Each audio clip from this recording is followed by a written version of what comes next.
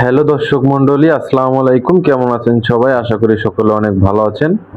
তো আজকে যে বিষয় নিয়ে আপনাদের সামনে কথা বলতে আসছি সে বিষয়টি হচ্ছে বর্তমানে কিন্তু আমরা দেখতে পাচ্ছি নিউজিল্যান্ডের বিপক্ষে যে বাংলাদেশের যে ম্যাচগুলো রয়েছে, সিরিজগুলোর যে দ্বিপাক্ষিক সিরিজগুলো রয়েছে, সেই সিরিজগুলোতে আজকে কিন্তু বিসিবি কিন্তু দল ঘোষণা করেছে।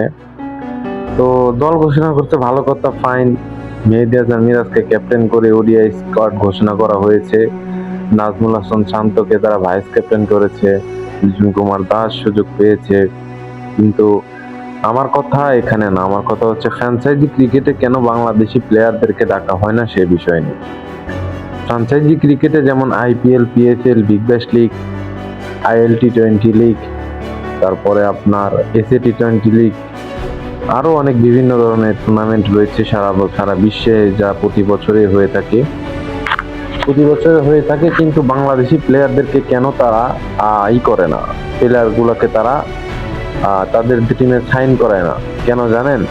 জানলে আপনারা অবাক হবেন। কারণ বিষয়টি হচ্ছে তারা বাংলাদেশি প্লেয়ারদেরকে নিতে চায়, কিন্তু বাংলাদেশি যে বিসিবি যারা কর্মকর্তারা আছে তারা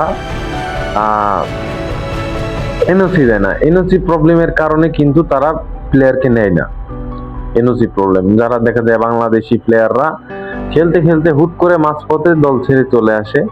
ঠিক পিএসএল এ কিন্তু 6 জন খেলছেন: রিশাদ হোসেন, তানজিদ হাসান তামিম, মুস্তাফিজুর রহমান, নাহিদ রানা, শরীফুল ইসলাম। তারা কিন্তু সবাই খেলছে, তারা দুর্দান্ত পারফরমেন্সও করছে। আজকে পেশোয়ার জালমির ম্যাচে কিন্তু দুর্দান্ত বল করেছে নাহিদ রানা। সেদিনকার কিন্তু 3 উইকেট নিয়েছে, অনেক সুন্দর বল করেছে। আজকে কিন্তু 2 উইকেট নিয়েছে মুস্তাফিজুর রহমান।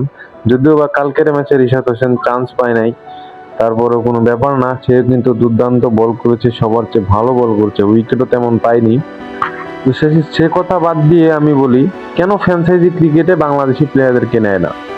এই যে বললাম, তারা খেলার শেষে নাইট হইতে তারা মাঝখান থেকে তারা দেশে চলে আসে দেশের ডিউটি করার জন্য। আর বিসিবির কি কপাল আপনাদেরকে বলি, বিসিবি এমন সিস্টেমে তারা টিমগুলো সাজায় আর কি, মানে যাদের খেলা রাখে, যে সেই সময় কোনো না কোনো ফ্র্যাঞ্চাইজি চলতেছে, বাংলাদেশি খেলোয়াড়রা চলতেছে। আচ্ছা, প্রশ্নটা সেটা না, মুস্তাফিজুরের রিপ্লেস কি নেই? নাহিদ রানার রিপ্লেস কি নেই? শরীফুলের রিপ্লেস কি নেই? রিশাদের রিপ্লেস কি নেই? রিশাদের রিপ্লেস তানভীর আছে, মুস্তাফিজুরের রিপ্লেস হাসান মাহমুদ, তাসকিন আহমেদ, আবার নতুন একজন উদীয়মান খেলোয়াড় রিপন মন্ডল, সেও কিন্তু আছে।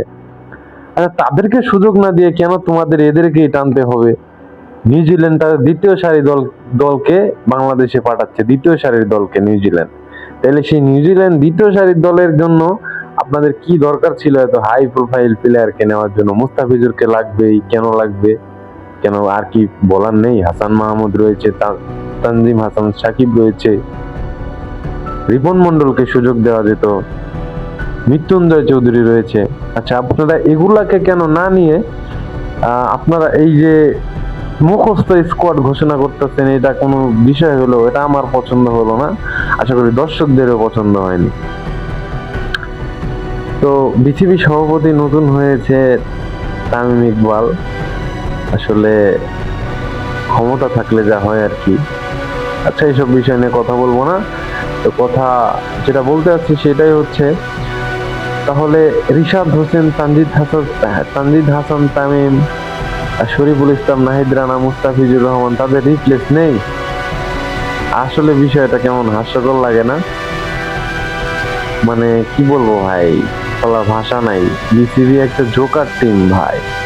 এরা আপনার এটা চালাইতে পারবে না, কারণ এরা ফ্রাঞ্চাইজি গুলোকে প্লেয়াররা আর্থিকভাবে উন্নতি করে কিন্তু ফ্রাঞ্চাইজি লিগ গুলোকে খেলে, আর সেখানেই বাংলাদেশি খেলোয়াড় ভাই বলতে গেলে হাসি পায়। তারা কিন্তু ভালো টাকায় কিন্তু তারা সেই টুর্নামেন্ট গুলাতে বিক্রি হয়, কিন্তু আমাদের বিসিবি কিছু আবাল মার্কা লোকের জন্য আজকে ফ্রাঞ্চাইজি ক্রিকেটে বাঙালি প্লেয়ারদেরকে নিতে চায় না। কারণ ওই যে একটাই, তারা খেলা থেকে মাঝপথে তারা চলে আসে। তো বলতে গেলে অনেক কথাই বলবো, যাক বেশি কিছু বলবো না। তো সবাই ভালো থাকবেন, ধন্যবাদ। চ্যানেল নতুন হয়ে থাকলে লাইকটা দিয়ে দেন আর ছোট্টখাটো একটা কমেন্টস করে দেন আর সাবস্ক্রাইব করবেন। ধন্যবাদ।